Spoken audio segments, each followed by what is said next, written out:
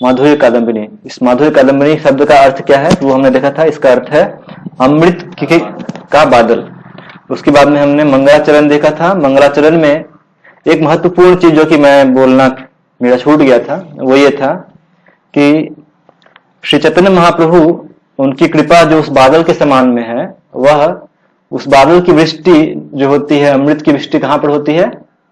तो वह हृदय के क्षेत्र में होती है। उसकी वर्षा जो है हृदय के क्षेत्र में होती है, और उस हृदय के क्षेत्र से जो ताप रहता है, काम रूपी ताप रहता है, वह नष्ट हो जाता है। और उस हृदय में जिस चीज की उपज होती है, ये मैंने कल नहीं बताया था। तो उस हृदय में किस चीज की उपज होती है? हाँ, नवधा भक्ति का वहां पर उपज होता है। तो ये एक चीज छूट गया था, मैंने याद कर दिया। फिर हमने रूप गोस्वामी का जो प्रार्थना था वो कल देखा था। उसके बाद में हमने देखा था कि कैसे भगवान का सबसे सर्वोच्च जो अंडरस्टैंडिंग है, जो समझ है, वो क्या है? अखिल रसामृत मूर्ति। अखिल रसामृत मूर्ति। कैसे भगवान सबके साथ में रस का आदान प्रदान कर सकते हैं। तो हमने इसके लिए कुछ उदाहरण देखे थे, और सबसे पहले हमने तैत्तिरीय उपनिषद से एक उदाहरण देखा था जिसमें लिखा है ब्रह्मन पुच्छम प्रतिष्ठा, यानी कि ब्रह्म जो है वो हमारे शरीर पर 5 प्रकार के कोष पाए जाते हैं। तो उसमें सारे कोषों का जो कोष या आवरणों का जो आधार है उसे ब्रह्म को बताया गया है। और फिर जो आनंदमय पुरुष है उसे इस ब्रह्म से भी ऊपर कहा गया है, यानी कि उसे परात्पर पुरुष या परात्पर तत्व कहा गया है, जो परमात्मा है या भगवान है। और उनके बारे में कहा गया है कि वो क्या है? तो रसो वही सह, वही रसों के स्रोत हैं। रसो ही एवं लब्ध्वा आनंदी भवती। तो ये हमने तैत्तिरीय उपनिषद से उदाहरण देखा। फिर हमने श्रीमद् भागवतम से एक उदाहरण देखा था। क्या उदाहरण देखा था? भागवतम से क्या उदाहरण देखा था हमने? हाँ, ओके, वानासुर का उदाहरण देखा था। और कृष्ण भगवान सब जगह पर सबको अलग अलग, हाँ, एक साथ में भगवान 12 अलग अलग रसों में, एक्चुअली रस टोटल 12 होते हैं, आपको पता है। 5 मुख्य होते हैं। मुख्य रस का क्या होते हैं?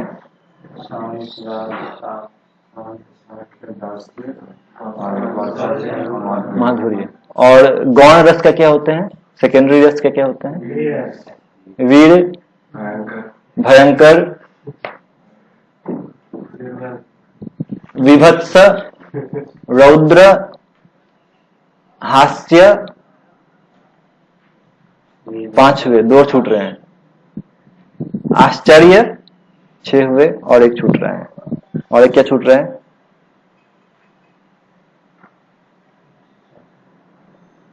तो इस टोटल 12 रस होते हैं। करुणा रस एक छूट रहा था। तो ये मिलाकर के 12 रस होते हैं, और भगवान एक साथ में सबके साथ में आदान प्रदान कर रहे थे। उसके बाद में हम देख रहे थे कि कैसे भगवान जब प्रकट होते हैं तो कैसे प्रकट होते हैं? हाँ, स्वतः स्फूर्त और स्वतंत्र, ये 2 गुण होते हैं भगवान के आविर्भाव में। और ठीक उसी प्रकार भक्ति के आविर्भाव में भी यही 2 गुण होते हैं कि वह भी स्वतः स्फूर्त होता है और वह भी स्वतंत्र होता है अपने प्रकट होने के लिए, भक्ति देवी भी। तो हम कल यह चीज देख रहे थे कि कैसे भगवान अपने प्रकट होने के लिए किसी भी भौतिक कारणों पर निर्भर नहीं करते हैं। जैसे कि मान लीजिए कि अभी युग आ गया है, युग बदल गया है, तो अभी यहाँ पर भगवान को आना पड़ेगा। तो ये कारणों से भगवान प्रकट होने के लिए बाध्य नहीं है, ये हम कल देख रहे थे। तो अब आज हम लोग अब शुरू करेंगे अपनी चर्चा कि भगवान जब प्रकट होते हैं या फिर भक्ति देवी जब प्रकट होती हैं। कल हमने भगवान के बारे में देखा, आज हम लोग थोड़ा बहुत भक्ति देवी के बारे में देखेंगे कि जब भक्ति किसी के जीवन में प्रकट होती है तो वह सामान्यतः शास्त्रों में अनेक ऐसे उदाहरण देकर के बताया गया है कि जब भी भक्ति देवी प्रकट होती है तो तीन जो परिस्थितियां हैं वह संतुष्ट होती हैं। क्या क्या है? तो पहली परिस्थिति है अहेतुकी, दूसरी परिस्थिति है यदृच्छया, और तीसरी परिस्थिति है कि कुछ लोग इसे स्वीकार करते हैं और कुछ लोग इसे स्वीकार नहीं करते हैं। तो ये तीन परिस्थितियां भक्ति देवी के उदय होने में लागू होती हैं। तो अभी मैं सब कुछ बताऊंगा एक एक करके, थोड़ा धैर्य रखिए। अहेतुकी मतलब क्या होता है? तो अहेतुकी मतलब, हेतु मतलब क्या? कारण, है ना। हेतु मतलब कारण होता है। तो अहेतुकी मतलब विदाउट एनी कारण, जिसका कोई कारण ना हो या भौतिक कारण ना हो, जिसका कुछ भौतिक कारण नहीं हो सकता है। तो जैसे कि फॉर एग्जाम्पल श्रीमद् भागवतम 1:7-10, 1:7-10 वहां लिखा हुआ है, जो श्लोक आता है वो सब बहुत फेमस श्लोक है, आप लोग जानते होंगे। वो श्लोक है सवै पुंसाम परो धर्मो यतो भक्ति अधोक्षजे अहेतुकी अप्रतिहता यया आत्मा सुप्रसिद्धति। तो यहाँ पर शब्द अहेतुकी आया है, यानी कि भक्ति के प्रकट होने का कोई भौतिक कारण नहीं है। उसी प्रकार कई अन्य उदाहरण भी आते हैं, जैसे कि श्रीमद् भागवतम में 11वें स्कंध में 20वें अध्याय में 8वां श्लोक, वहां पर भी यह शब्द आता है कि यदि किसी भी प्रकार से यदि कोई मेरे श्रवण के प्रति आसक्त हो जाए, तो अभी यहां पर यदृच्छया का वर्णन है। यदृच्छया मतलब किसी कारण, किसी भी कारण से, मतलब समहाउ, समहाउ को आप कैसे बोलेंगे? किसी भी कारणवश, समहाउ बाय गुड फॉर्च्यून, कैसे ना कैसे कुछ शुरू हो गया, यदृच्छया, इसका मतलब हो गया यदृच्छया। तो ये यदृच्छया बहुत जगह आता है, जैसे कि 11:20-8 वहां पर यदृच्छया मत कथा दो, किसी न किसी प्रकार से यदि किसी का मेरे कथाओं के प्रति रुचि उत्पन्न हो जाए। वैसे ही 11वें स्कंध 20वां अध्याय और 11वें श्लोक में लिखा हुआ है मद भक्तिम च यदृच्छया, किसी भी प्रकार से यदि कोई मेरी भक्ति करने लगे। वैसे ही एक अन्य जगह आता है यदृच्छया यैव उपचित। यदृच्छया यहां पर इसका अर्थ लेना चाहिए कि स्वयं अपनी इच्छा से, यदृच्छया मतलब स्वयं भक्ति देवी अपनी इच्छा से प्रकट हो जाती हैं, इस प्रकार से हम ले सकते हैं। और यदि इसका आप डिक्शनरी का अर्थ देखेंगे तो यदृच्छया का अर्थ होता है संपूर्ण रूप से स्वतंत्र, इसका डिक्शनरी होता है संपूर्ण रूप से स्वतंत्र। तो कुछ लोग बोलते हैं कि यदृच्छया का अर्थ, मान लीजिए कि कोई अच्छा भाग्य रहा होगा, किसी का भाग्य बहुत अच्छा था कि उसके जीवन में भक्ति आ गया, इस तरह से कभी कभी कोई लोग यदृच्छया शब्द को बताते हैं। लेकिन यदि हम इसको अच्छा भाग्य मान लेंगे तो फिर क्या हो गया कि अच्छा भाग्य जो है जनरली कैसे आता है, तो यदि कोई पुण्य कार्य करता है तो अच्छा भाग्य उदित होता है। तो यानी कि पुण्य कार्य यानी कि इनडायरेक्टली क्या हो गया, भक्ति के उदय होने का कारण हो गया। लेकिन पुण्य कारण जो है, पुण्य कार्य जो है वो तो भौतिक चीजें हैं, और भौतिक चीजें भक्ति के कारण नहीं हो सकते हैं। तो इसीलिए ये चीज सही कारण नहीं बैठ रहा है, यानी कि यदृच्छा का अर्थ सौभाग्य हम नहीं ले सकते हैं। तो इसीलिए अब इसका फिर अन्य अर्थ देखना पड़ेगा कि क्या लेना है एक्चुअली। यानी कि अभी हमें देखना कि ये तीन चीजें हमको सेटिस्फाई करनी है। वस्तुतः अभी हम लोग क्या जानने का प्रयास कर रहे हैं, तो हम लोग ये जानने का प्रयास कर रहे हैं कि आखिर भक्ति देवी किसी के जीवन में कैसे प्रकट होती हैं, और ये जो है जो भी कारण हो वो ये तीन परिस्थितियों को सेटिस्फाई करना चाहिए, अहेतुकी, यदृच्छया, और कुछ लोग एक्सेप्ट करेंगे और कुछ लोग एक्सेप्ट नहीं करेंगे। तो अभी हमने सौभाग्य जो था उस रीजन को रिजेक्ट कर दिया, वो नहीं चलेगा। तो कुछ लोग बोलते हैं कि ठीक है, हो सकता है कि भगवान जो है, भगवान जब किसी पर कृपा करते हैं तब कोई भक्ति को स्वीकार करता है। तो अब नहीं, भगवान स्वयं, भगवान कृष्ण स्वयं, यदि कृष्ण स्वयं भगवान भक्ति देते हैं, किसी को भी भक्ति दे दिया और उनके कृपा से किसी ने भी भक्ति का रास्ता ले लिया। पहले भक्त नहीं था, पहले अभक्त था, लेकिन भगवान की कृपा मिलने के बाद में किसी ने भक्ति करना प्रारंभ किया। तो हाँ, तो इसका हम लोग भी चर्चा करेंगे, यदि ऐसा है, सही है कि गलत है। एक स्टेटमेंट हो गया। अब ये स्टेटमेंट सही है कि गलत है, उस पर हम लोग थोड़ा बहुत चर्चा करेंगे कि क्या ये चीज इन तीनों कंडीशंस को सेटिस्फाई करता है। कि भगवान भक्ति के उदय होने का कारण है, या फिर किसी को भक्ति मिलने का कारण है। भगवान की इच्छा से किसी को भक्ति मिलती है। तो यदि भगवान की इच्छा से लोगों को भक्ति मिलने लगेगी तो उसमें क्या हो जाएगा? तो भगवान एक तरह से क्या कह जाएंगे? पार्शियल हो जाएंगे, है ना? कि ठीक है भाई, मेरा मन किया तो चलो ये 10 लोगों को भक्ति दे दिया, मेरा मन किया तो ये 10 लोगों को भक्ति नहीं दिया। तो लेकिन भगवान क्या बोलते हैं? समो हम सर्वभूतेषु, मैं हर जीवात्मा के प्रति सम हूं। तो इसीलिए भगवान ऐसा नहीं कर सकते हैं, भगवान नहीं दे सकते हैं। तो कोई बोल सकता है नहीं नहीं नहीं, भगवान तो बहुत समय पार्शियलिटी दिखाते हैं। जब भगवान भक्तों को कृपा करते हैं और असुरों को मारते हैं तो वहां पर तो एक पार्शियलिटी हो गया, एक तरफ इनको कृपा दिखा रहे हैं और उनको मार रहे हैं। तो इसके उत्तर में हाँ बोलिए। भक्त बनने के लिए पार्शियलिटी नहीं है, भक्त बनने के बाद भक्त बनने के लिए कोई पार्शियलिटी नहीं है। भक्त बनने के बाद में भी भगवान क्या कर रहे हैं? तो भक्त जिस प्रकार से आ रहे हैं मेरे पास में, मैं ऐसे रिसिप्रोकेट कर रहा हूँ, उसमें भगवान को कुछ पार्शियलिटी नहीं है। लेकिन है भी तो ठीक है भक्त बनने के बाद। उसके पहले भगवान डायरेक्टली, मान लीजिए कि 50 लोग अभक्त हैं, तो उनके बीच में कोई पार्शियलिटी नहीं होने वाला है कि उस 50 में से एक को दे दिए और एक को नहीं दिए। नहीं, देंगे तो सबको देंगे, नहीं देंगे तो किसी को नहीं देंगे। उसमें कोई पार्शियलिटी नहीं होने वाला है। तो यानी कि भगवान फिर नहीं दे सकते हैं भक्ति, क्योंकि भगवान के लिए तो सारे जीव ही उनके संतान है। तो यानी कि भगवान भक्ति नहीं देते हैं। तो ठीक है, अब भक्ति फिर कैसे आता है? अच्छे भाग्य से भी नहीं आता है, भगवान भी नहीं देते हैं, तो आखिर ये आता कैसे है किसी के जीवन में? तो अब फिर उसका नेक्स्ट जो संभव कारण हो सकता है उस पर चर्चा करते हैं। हाँ, एक चीज और है कि जब भगवान अपने भक्तों पर कृपा करते हैं तो वह उन पर एक दोष नहीं बनता है कि भगवान पार्शियलिटी कर रहे हैं। नहीं, जब भक्तों पर कृपा करते हैं तो वो उनका एक आभूषण बन जाता है कि वो भगवान भक्त वत्सल है। तो वह उनका दोष नहीं रहता है, एक आभूषण बन जाता है। लेकिन जब तक कोई भक्त नहीं बना है तब उनके लिए सब एक समान है, चाहे वो कितना भी अधम हो या कितना भी पुण्यात्मा हो। भक्त नहीं है तो सब दोनों एक ही दृष्टि से देखते हैं भगवान उनको। तो फिर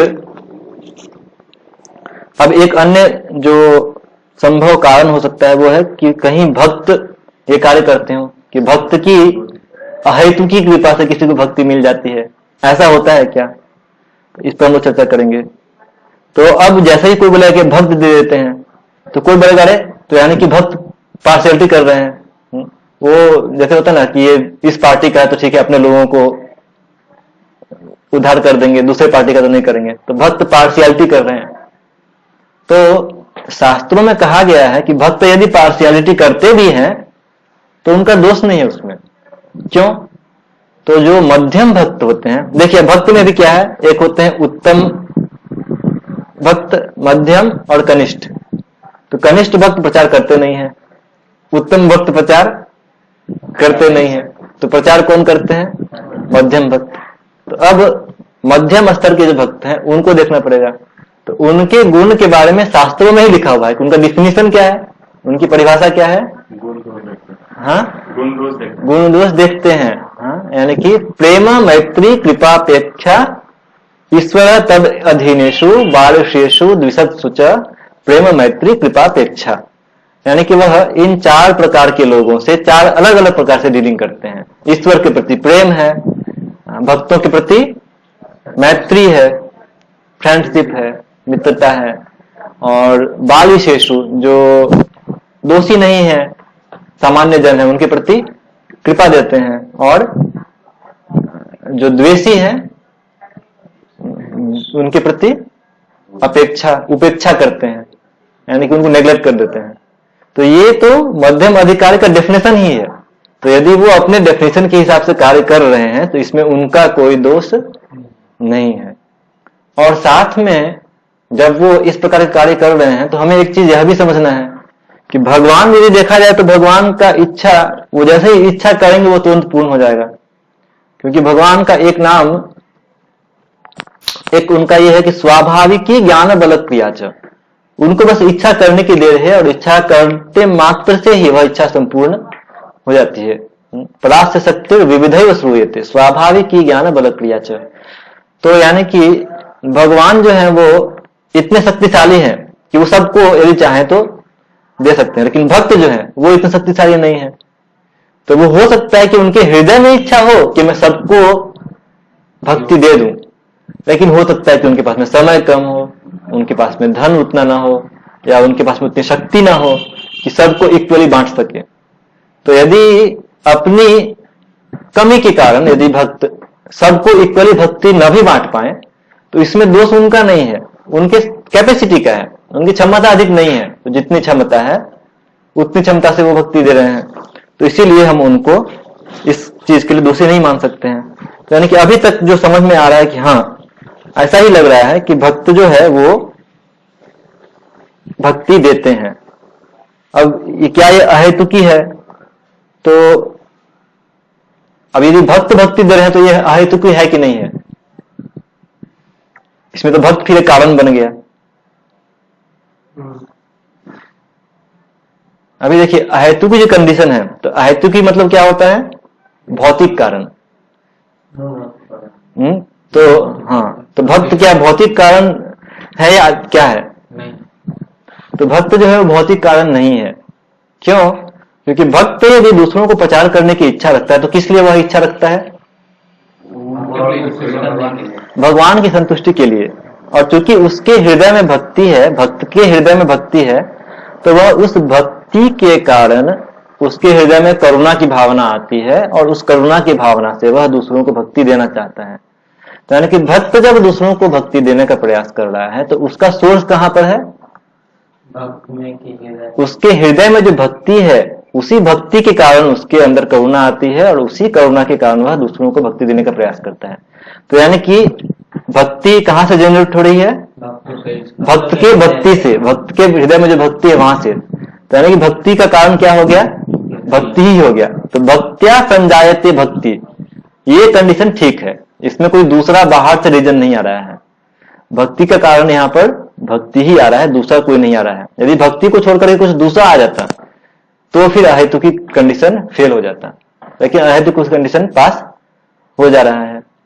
ओके, यद इच्छा में हमने देखा कि ठीक है वो somehow or other, हाँ मतलब क्या मतलब ठीक है, मतलब जो भक्त है वो उसके अंदर भक्ति था तो दूसरे को भक्त बनाया, तो भक्त का दोष नहीं है, लेकिन जो पाया उसका मतलब क्या मतलब ये था यहाँ पे। ये तो आप बताएं कि ठीक है जो भक्त दे रहा है, भक्ति जो दे रहा है, हाँ, उसके अंदर भक्ति था हृदय में, तो वो दूसरे को दिया और उसका कैपेसिटी मतलब लिमिटेड, अपने कैपेसिटी के हिसाब से दिया, तो इसलिए वो दोषी नहीं कहलाएगा। हाँ। लेकिन जो पाया उसका मतलब क्या क्वालिफिकेशन था? उसका कोई क्वालिफिकेशन नहीं है। भक्ति पाने के लिए कोई क्वालिफिकेशन नहीं होता है, नो क्वालिफिकेशन। उसका कोई पुण्य कोई कर्म कुछ भी नहीं, मतलब भक्ति पाने के लिए कोई क्वालिफिकेशन नहीं होता है। तो किसी को ही मिल सकता है, मतलब लेकिन हाँ, लेकिन फिर इसीलिए हमको तीसरा परिस्थिति उसको भी टेस्ट करना है। अभी तो पहला टेस्ट कर रहे हैं, दूसरा। हाँ बोलिए। मध्यम भक्त के डेफिनेशन में जो बोले कि जो पुण्य होगा या फिर मैत्र होगा उन लोग के रिलेशन में होते को क्वालिफिकेशन हुआ ना, अगर पुण्य है और किसी का गुड बिहेवियर पुण्य नहीं है, मतलब मध्यम किनको वो प्रचार करते हैं? जिन लोग एक ही जन को रिजेक्ट करते हैं, जिन लोग का द्वेषी है, हाँ द्वेषी है, हाँ, तो बाकी सबको तो वो दे, हाँ, तो आपका जो गुण है वो तो आपका प्रीवियस कॉन्शियसनेस से आता है ना। जैसे हाँ, आप बोले कि द्वेषी को छांट करके बाकी लोग को दे रहे हैं, तो यानी कि यहाँ पर एक द्वेष तो आपका सिन हो गया, हाँ सिन, हाँ तो वो आपका हट गया, लेकिन बाकी सब कुछ भी अगर दे रहे हैं तो आपको वो तो उसका मतलब पुण्य का नहीं, कोई पापी भी हो सकता है, इसलिए वो दे रहे हैं, वो पापी भी हो सकते हैं। जो द्वेषी को छोड़ करके बाकी लोग हैं ना, वो पापी भी हो सकते हैं, लेकिन यदि उनका भगवान के साथ में ईर्ष्या नहीं करते हैं, आउटराइट अगेंस्ट नहीं है, वो यदि भगवान के आउटराइट अगेंस्ट नहीं, भगवान का नाम सुनते ही जिनका खलबली न बच जाए, जो कि नहीं बंद करो हल्ला गुल्ला नाराबाजी करना शुरू न कर दे, कम से कम सुनने को रेडी है, तो उनको भक्त देने को तैयार है। तो सुनने को भी जो तैयार है, इसको मतलब उसका तो कुछ ना कुछ तो पिछला जन्म का रहा होगा, अगेंस्ट नहीं है बेसिकली। सुनने को मानो कि भगवान को इंटरेस्ट नहीं हो, लेकिन भगवान के अगेंस्ट नहीं है।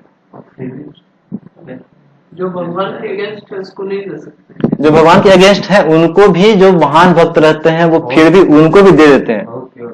उसके लिए बहुत शुद्ध भक्त की जरूरत पड़ती है। लेकिन जो मध्यम लेवल के भक्त हैं उनका पहुंच के बाहर हो जाते हैं, मतलब ये भी उनका दोष नहीं है, वो बस उनके पहुंच के बाहर है। वो चाहेंगे तो उनको भी देने का प्रयास करते ही है। लेकिन जैसे जब यहाँ से भक्त लोग प्रचार करने के लिए जाते हैं तो ऐसा नहीं कि भक्त लोग सिर्फ एक पार्टिकुलर लड़की के पास में जाते हैं और दूसरे के पास में नहीं जाते हैं, वो इक्वली सबके पास में जाते हैं। लेकिन जो आउटराइट एकदम अगेंस्ट है, वो लेना ही बिल्कुल तैयार ही नहीं है, तो उसको क्या कर सकते हैं? वो भक्त के पहुंच के बाहर है, वो क्या कर सकता है? वो भक्ति नहीं लेना चाहिए, लेकिन भक्ति तो सुननी चाहिए। आप दे रहे, हम लोग लेना चाहते हैं, अब कोई होगा कि लेना ही नहीं चाहते, लेकिन भक्ति का फ्लो तो हो रहा है ना। हाँ, उसके ऊपर में एक्सेप्ट करे कि नहीं करे फिर उस समय में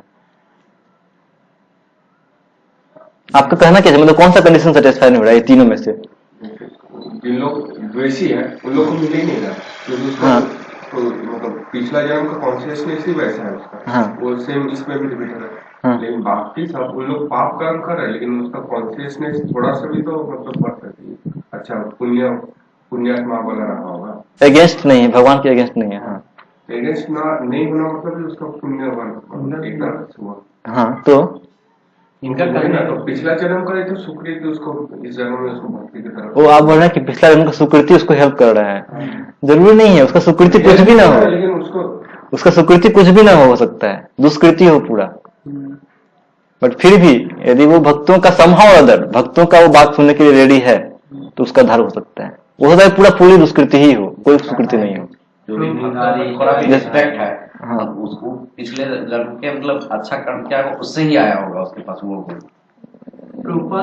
वो पता नहीं, उसका कुछ ऐसा वर्णन नहीं आया है कि कैसे दुष्कृति क्या प्रफर के बोले थे, you don't have any qualification, you don't have any qualification, I created your qualification. तो ये एक चीज बताएं। तो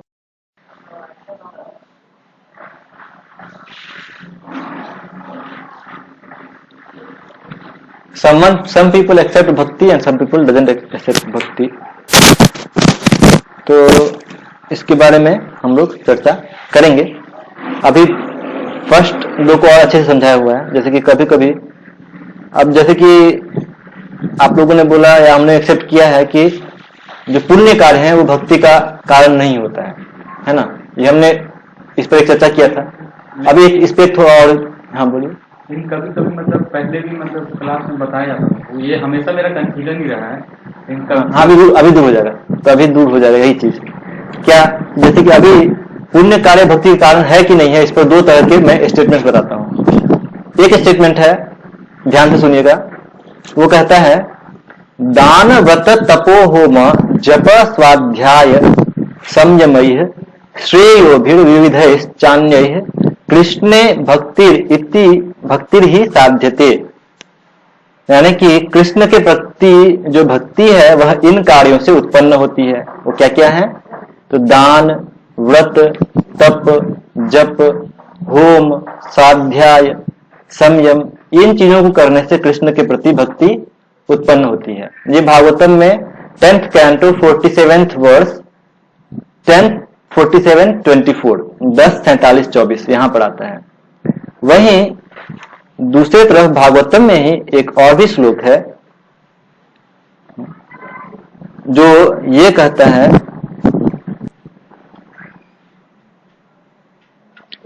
यमना, ये आता है 11:12-9 में, वहां पे लिखा हुआ है यम न योगे न सांख्ये न दान व्रत तपोध्वरैः व्याख्या स्वाध्याय संन्यासैः प्राप्नुयाद यत्नवान अपि। तो यहाँ पे क्या लिखा हुआ है कि यद्यपि कोई बहुत प्रयास कर ले मिस्टिक योगा सिस्टम को ज्ञान के मार्ग में, दान के द्वारा, तप के द्वारा, फिर भी वह मुझे प्राप्त नहीं कर सकता है। तो एक जगह लिखा हुआ है कि दप, जप, दान ये सब के द्वारा कोई भक्ति को प्राप्त कर सकता है, लेकिन दूसरी जगह ये लिखा हुआ है कि इनके द्वारा कोई मुझे प्राप्त नहीं कर सकता है। इसको कैसे समझना है अभी? क्योंकि यही आप लोगों को प्रश्न यही था ना कि कभी कभी पुण्य लगता है कि वो भक्ति कारण बन जाता है, यही तो एक इस तरह का आ रहा था। हाँ बोलिए।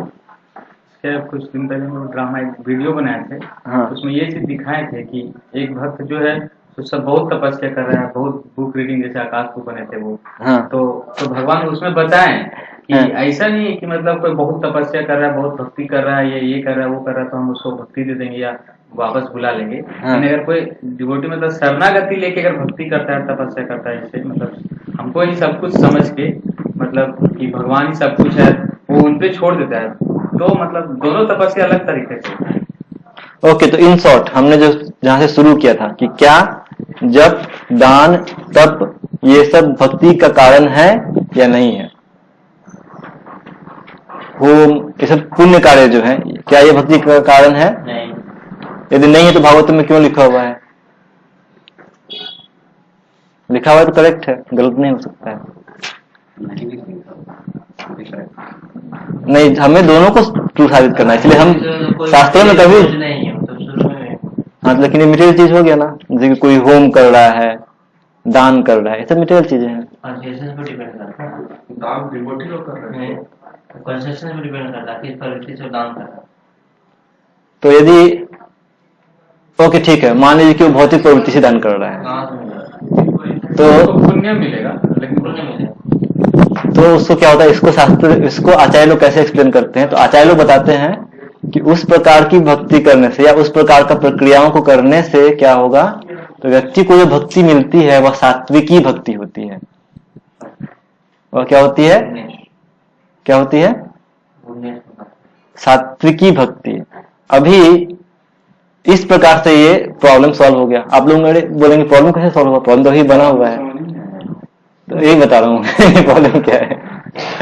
तो ये जो है सात्विकी भक्ति क्या है, तो जब भी भक्ति की बात कही जाती है शास्त्रों में, विशेष रूप से जब हम माधुर्य कादम्बिनी पढ़ रहे हैं या इस प्रकार के शास्त्रों की बात कर रहे हैं, तो भक्ति मतलब शुद्ध भक्ति, प्रेमा भक्ति है ना। लेकिन जब उससे नीचे के लेवल में जाते हैं तो भक्ति जो है प्रकृति के 3 गुणों में भी की जाती है कभी कभी, जिसको बोलते हैं तामसिक भक्ति, राजसिक भक्ति, सात्विक भक्ति। तो उसको चूंकि वह शुद्ध भक्ति की कैटेगरी में नहीं है, तो इसीलिए उसको भक्ति की कैटेगरी में नहीं एक तरह से जोड़ा जाता है, क्योंकि वो शुद्ध भक्ति नहीं है। तो ये जो प्रक्रिया है, दान, तप, जप, व्रत, ये सब से जो भक्ति मिलती है वो मैक्सिमम सात्विकी भक्ति मिल सकती है, शुद्ध भक्ति नहीं मिल सकती है, जो कि हमको श्री चैतन्य महाप्रभु देने के लिए आए थे।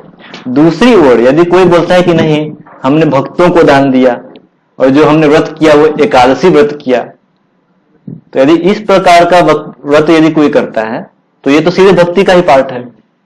क्योंकि ये भक्ति का पार्ट है, तो यानी कि इस परिस्थिति में क्या हो जाएगा, भक्त्या संजायते भक्ति, क्योंकि ये भक्ति का एक लिंब हो जाता है, तो इसलिए उसकी भक्ति भक्ति के माध्यम से आ रही है।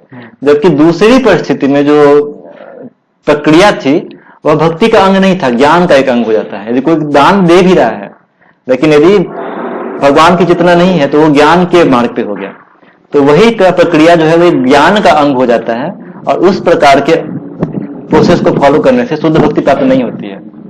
उसको फॉलो करने से सिर्फ मैक्सिमम सात्विकी भक्ति प्राप्त होती है। तो इस तरह से सात्विकी भक्ति में क्या लोग करता है? तो एकादशी वाला जो है वो वाला शुद्ध भक्ति के जा रहा है कि वो शुद्ध भक्ति, एकादशी शुद्ध भक्ति है, उसके माध्यम से कोई शुद्ध भक्ति को प्राप्त कर सकता है। भक्ति का एग्जैक्ट मीनिंग क्या है? सत्व गुण की भक्ति, सात्विक भक्ति मतलब सत्व गुण में जो प्रैक्टिस कर रहे हैं। चर्चा करेंगे हम इस पर भी, हम लोग क्या कर रहे हैं वो हम लोग को पता नहीं है, तो हम लोग इस पर भी चर्चा करेंगे यदि क्लास कंटिन्यू होना चाहिए। ठीक है, तो इसीलिए श्रेय श्रुतिम भक्तिम उदस्यते विभो, यानी कि कृष्ण के प्रति भक्ति ही, अभी यहाँ पे देखना कैसे कृष्ण के प्रति भक्ति ही कृष्ण को प्राप्त करने का एकमात्र मार्ग है।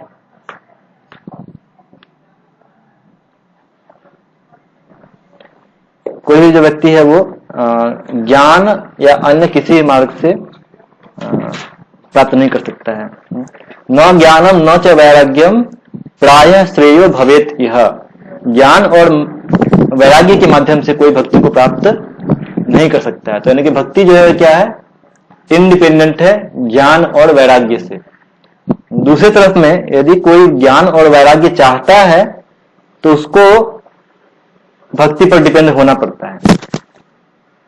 यदि कोई ज्ञान के मार्ग में परफेक्शन चाहता है और भक्ति नहीं है तो प्राप्त नहीं कर पाएगा।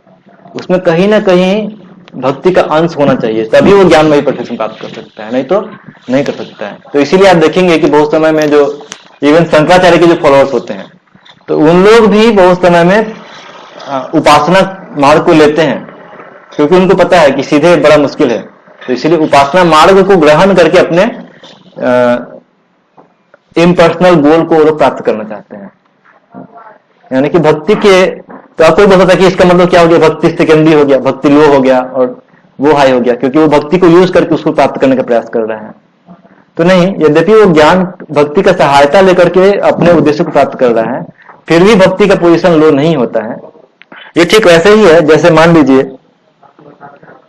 कि कभी कभी ऐसा होता है कि कोई ड्राइवर है और कोई नवसिखुआ है, वो ड्राइविंग करना सीखना चाहता है। तो उसमें क्या करता है, तो जो नवसिखुआ है उसको वो ड्राइविंग करने के लिए देता है और साथ में कभी उसको हेल्प कर देता है। तो यद्यपि वो उसको कभी कभी हेल्प कर रहा है, इसका मतलब ये नहीं हो गया कि जो ड्राइविंग कर रहा है वो ज्यादा जानता है और जो उसको हेल्प कर रहा है वो कम जानता है। उसको सिखाने के लिए वो असिस्टेंट बन जाता है, क्योंकि इसके बिना वो कभी सीख ही नहीं पाएगा। तो ठीक वैसे ही कभी कभी भक्ति जो है वो ज्ञान और कर्म के मार्ग में उनको असिस्ट कर सकती है, लेकिन फिर भी भक्ति जो है वो क्या रहती है, टॉप में बनी रहती है। भक्ति का पोजीशन टॉप में ही रहता है, वो इंडिपेंडेंट ही रहती है। और दूसरी तरफ में यदि कोई ज्ञान या कर्म के मार्ग को छोड़ भी दे तो भी उनके रास्तों का जो रिजल्ट है वो भक्ति से आसानी से मिल जाता है। जैसे कि शास्त्र में लिखा हुआ है, यत कर्म भी यत तपस्या ज्ञान वैराग्य कश्चित् यत सर्वम मद भक्ति योगेन मद भक्तो लभते अंजसा। बिना कोई ज्यादा मेहनत किए हुए कोई यदि भक्ति करता है तो उसको आसानी से जो भक्ति करने का जो कठिन रिजल्ट सब मिलता है वो भी मिल जाता है। ऐसा नहीं कि वो किसी भी रिजल्ट से अछूता रह जाता है। तो इस तरह से देख रहे हैं कैसे भक्ति जो है क्या है, वो स्वतंत्र है। भक्ति जो है वो क्या है, कर्म और ज्ञान के प्रोसेस से पूर्णतः स्वतंत्र है, वह उस पर निर्भर नहीं है। हमें दो चीज देखा था ना शुरू में, इंडिपेंडेंट है और एक और क्या था, सेल्फ मैनिफेस्ट है। तो सेल्फ मैनिफेस्ट के लिए हम देखा अहेतुकी यदृच्छया, और इंडिपेंडेंट है तो वो कैसे कर्म और ज्ञान से इंडिपेंडेंट है इस सेंस में। और क्यों कुछ लोग भक्ति लेते हैं कुछ लोग नहीं लेते हैं, तो वो भक्तों की लिमिटेड कैपेसिटी को बोल सकते हैं कि वो लोग, उनकी कैपेसिटी उतनी नहीं है कि सबको जाकर के इंडिविजुअली अप्रोच कर सकें, तो इसलिए बोल सकते हैं। यही पॉइंट प्रभु बोले थे कि अगर किसी के पास कंटेनर जितना होगा उसी के हिसाब से वो कंटेन कर पाएगा इसको, पात्र के हिसाब से। और वो पात्र क्या, वो आपको मतलब पुण्य ही है जो आपको नहीं, पात्र का कोई ये नहीं है, पात्र का कोई कंसिडरेशन नहीं है। भक्ति कोई ले सकता है नहीं ले सकता, उसके लिए पात्र का कोई कंसिडरेशन नहीं है। फ्री विल है, पात्र वही हो सकता है। जैसे कि मैं एक फ्री विल का एग्जाम्पल देता हूँ। जैसे कि फ्री विल को, जैसे मान लीजिए कि तो वो लोग काफी भक्ति में आ जाएगा ना, तो जो पुण्य कर रहा है, जिसका जो कंटेनर बना रहा है, तो वो सब सात्विक भक्ति में चलाएगा, लेकिन प्रेमा भक्ति में नहीं आ सकता। जब तक भक्ति नहीं देगा तब तक उसके पास वो प्रेमा भक्ति नहीं आती, तो वह सात्विक भक्ति आएगा। वो खुद से अगर मान लीजिए कि पात्र लेके आप प्रसाद लेने जाए या बिना पात्र वही पात्र भी दे दे, तो दोनों में तो आपको प्रसाद मिल ही गया ना।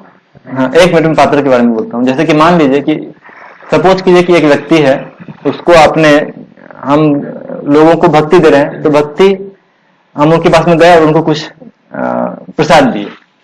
अब यदि हम उनको खिचड़ी प्रसाद देंगे तो बोले अरे खिचड़ी है हम नहीं लेंगे, है ना।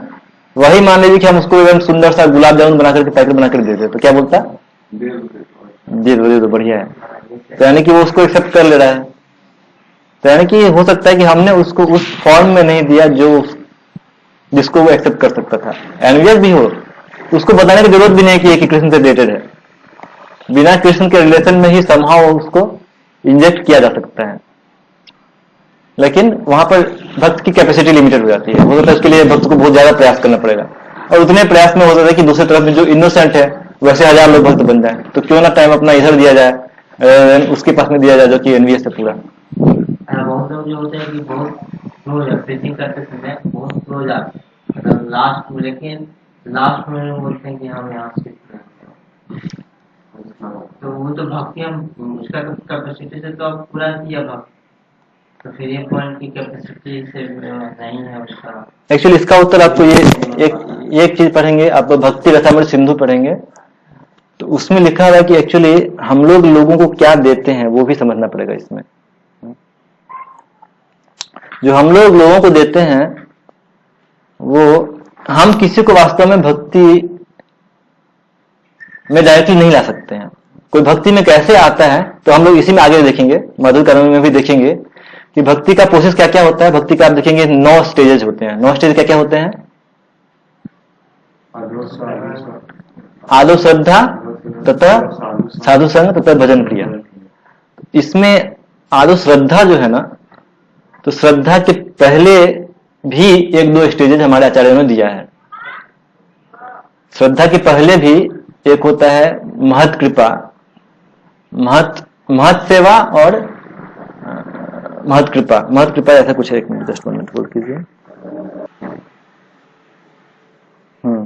सताम कृपा और महत सेवा, ये 2 श्रद्धा के पहले भी हमारे आचार्यों ने ऐड कर दिया है।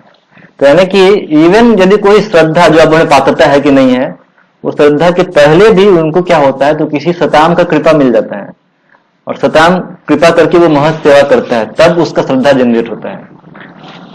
तो जो श्रद्धा यदि हम बोलते हैं कि पहला स्टेज है, बट एक्चुअली उस श्रद्धा के आने के पहले भी क्या होना चाहिए? किसी न किसी की कृपा मिलना चाहिए और भक्तों की कृपा मिलना चाहिए। जब वो भक्तों का कृपा मिलता है और तब जाकर के उनकी कृपा के द्वारा फिर वो उस भक्तों का सेवा करता है, तब जाकर के उसका जो श्रद्धा है वो विकसित होता है, उसका जो पात्र है वो विकसित होता है। तो इसीलिए अल्टीमेटली अभी देखिए जो यानी कि जो आदो श्रद्धा यानी कि भक्ति शुरू होने के पहले जो होता है उसको बोलते हैं हम लोग सुकृति, है ना? सुकृति नहीं, क्या बोलते हैं? अज्ञात सुकृति, करेक्ट? तो यानी कि भक्त लोग क्या करते हैं, तो भक्त लोग वास्तव में दूसरों को अज्ञात सुकृति दे रहे हैं। जो भक्त नहीं है उनको हम डायरेक्टली भक्ति में नहीं ला सकते हैं, उनको हम लोग पहले अज्ञात सुकृति देते हैं, और जब अज्ञात सुकृति उनका बढ़ते जब उसका जो अपना लेवल है उस तक पहुंच जाता है, उसके बाद में उसका श्रद्धा उस चीज पर आ जाता है। यानी कि पात्रता है कि नहीं है वो मतलब नहीं है। हमको क्या करना है, शुरू में उनको लोगों को अज्ञात स्वीकृति देना है। यानी कि हम लोगों का क्या करना है, उनको इस तरह से हेल्प करना है कि समहाउ वो कैसे कृष्ण को एप्रिशिएट करे या फिर अपने भक्तों को एप्रिशिएट करे, डायरेक्टली एप्रिशिएट करे, इनडायरेक्टली एप्रिशिएट करे, कैसे भी तो एप्रिशिएट करे। तो जब वो डायरेक्टली या इनडायरेक्टली कोई किसी भी तरीके से एप्रिशिएट करता है तो धीरे धीरे उसका अज्ञात स्वीकृति डेवलप होता है और वह एक समय में अपने उस लेवल में पहुंच जाएगा जहां से उसका श्रद्धा विकसित हो जाएगा और जहां से वह भक्ति का प्रोसेस शुरू कर देगा। यानी कि भक्तों को ये चीज करना है, तो इसलिए उसमें पात्रता को विचार ही नहीं है। जब लोगों को अज्ञात स्वीकृति देना, जैसे कि अभी देखिए इस्कॉन ने जैसे कि अभी बहुत सारे लोगों को ये दिया है, क्या बोलते हैं, खिचड़ी प्रसाद दिया है, बहुत लोगों को दिया है। इसमें क्या होगा कि बहुत से बाहर के लोग जो है, जैसे कि अभी सौरभ गांगुली है, उसका बहुत थोड़ा मतलब कोई पहले ज्यादा कनेक्शन नहीं था, बट जब उसने देखा कि ये भक्त इस्कॉन जो है भक्तों लोगों को फ्री में खिचड़ी बांट रहे हैं, तो उसने इसके लिए इस्कॉन को क्या किया, कुछ सहायता किया। इससे क्या हुआ है, उसका थोड़ा बहुत सताम कृपा उसको थोड़ा बहुत मिला है, उसका स्वीकृति भी डेवलप हो रहा है। फिर हो सकता है कि कुछ जन्मों के बाद में जब स्वीकृति एक पार्टिकुलर लेवल तक पहुंच जाएगा तब जाकर के उसका भक्तों पर भी श्रद्धा आ जाएगा, होने पर इतना श्रद्धा आ जाएगी उसको एक्सेप्ट कर सके। तो यानी कि हमको यदि कोई भक्ति नहीं ले रहा है तो यानी कि उसमें कहीं ना कहीं अभी तक वो नहीं आया, टीचर का भी कुछ कमी है कि वो उसको दे नहीं पा रहा है। जो लेने वाला है, लेने वाले का कुछ योग्यता का कुछ क्वेश्चन ही नहीं उठता है। उसमें प्रीचर का कहीं ना कहीं कैपेसिटी बोल लीजिए, स्किल्स बोल लीजिए, जो भी बोल लीजिए, कमी है, जिसके कारण कि वह उनको अज्ञात स्वीकृति उसको बढ़ाने में हेल्प नहीं कर पा रहा है। और उसको यदि लगता है कि नहीं मैं उसके पास में रहूंगा तो मेरा भक्ति में भी डेंजर है, तो दूर ही रहता है, वो बेचारा क्या करेगा। तो उसका लिमिटेड कैपेसिटी है, इसीलिए कुछ लोग भक्ति को लेंगे, कुछ लोग नहीं लेंगे। अज्ञात स्वीकृति कैसे बढ़ाया जाता है? किसी भी माध्यम से दूसरों को कृष्ण या भक्तों को या भक्ति की किसी भी प्रोसेस को डायरेक्टली या इनडायरेक्टली प्रशंसा करवाया जाए, उनको हृदय से लगे कि हाँ ये अच्छे हैं। मान लीजिए कि आप चल रहे हैं रोड पे, कहीं पे चल रहे हैं और किसी ने आपको टोक दिया, तो आप बस बहुत मुस्कुराते हुए हरे कृष्ण बोली मैं आपको क्या सहायता कर सकता हूँ। तो वो हो सकता है कि आपको जाने भी नहीं कि आप भक्त हैं नहीं है, आपके बारे में कुछ भी नहीं जानता हूँ, लेकिन वो सिर्फ इतना बोल दे कि हाँ ये लड़का बड़ा अच्छा लड़का था, उससे मैंने बात किया, एक ही टाइम बात किया, लेकिन बहुत अच्छा लगा उससे बात करके। यानी कि क्या हो गया, उसके अकाउंट में एक अज्ञात स्वीकृति ऐड हो गया, क्योंकि उसने एक ऐसे व्यक्ति को अप्रिशिएट किया जो कि भक्त है। उसको भले ही पता ना हो कि वो भक्त है, चाहे जो भी हो। वैसे ही मान लीजिए कि किसी को खाने के लिए मिला, प्रसाद मिला, खिचड़ी मिला, वो खा लिया, बोला बढ़िया, बड़ा बढ़िया टेस्टी खिचड़ी था। उसको मतलब नहीं है कि प्रसाद है कि नहीं है, खिचड़ी बढ़िया था तो हम उसको बढ़िया बोल रहे हैं, बस सिंपल। उसको सिर्फ उसके टेस्ट से मतलब है। तो यद्यपि टेस्ट जो है वो खिचड़ी का एक भौतिक एस्पेक्ट है, बट फिर भी चूंकि वह उसको अप्रिशिएट कर रहा है, लेकिन वह कृष्ण से जुड़ा हुआ है, तो उसका अज्ञात स्वीकृति अभी क्या हो गया, ऐड हो गया। तो यानी कि हमें क्या करना है, समहाउ अगर लोगों के अज्ञात स्वीकृति को ऐड करवाना है, और जब वो एक दिन परिपक्व होगा तो वह भक्ति को ग्रहण करेगा। तो इस तरह से हमने आज देखा कैसे भक्ति जो है वो क्या है, स्वतः स्फूर्त होती है, यदृच्छा और अहेतुकी माध्यम से, और भक्ति क्या होती है, इंडिपेंडेंट होती है। वो कर्म ज्ञान इत्यादि प्रोसेस पर निर्भर नहीं करती है, बल्कि कर्म और ज्ञान ये प्रोसेस जो है उनको भक्ति पर निर्भर करना पड़ता है, भक्ति किसी पर भी निर्भर नहीं है। यानी कि कोई यदि बोले कि हम अपना वर्णाश्रम धर्म का पालन अच्छे से करने से हम भक्ति में आ जाएंगे,